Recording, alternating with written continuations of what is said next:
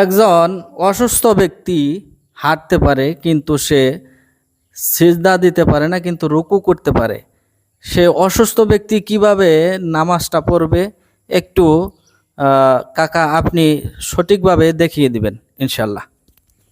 মাজুর মানুষ দ্বারা আমরা নামাজ পড়ি, চেয়ারে বৈশা পড়ি, কিন্তু বৈশা পড়ার নিয়মের পদ্ধতি হলো যখন আমি নামাজে দাঁড়ামো তখন সব লাইন বরাবর সোজাই আমি দাঁড়ামো, চেয়ার পিছে থাকবো।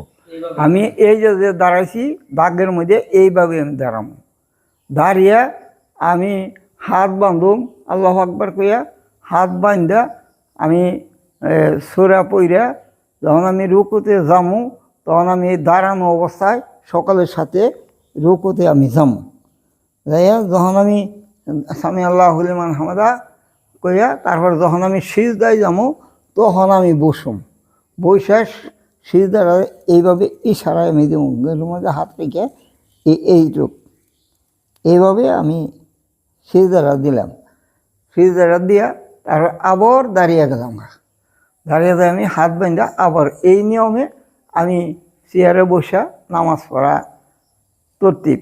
কিন্তু আমি যদি এটা না জানি না বুঝি, চেয়ার যদি আমি আইয়া দেই তাহলে কিন্তু আমি লাইন ছাড়া সামাও হয়ে গেলাম আমার কিন্তু এইটাই হলো তরতিব যে এই লাইন আমার পাওয়াটা ঠিক রাখতেই হবে।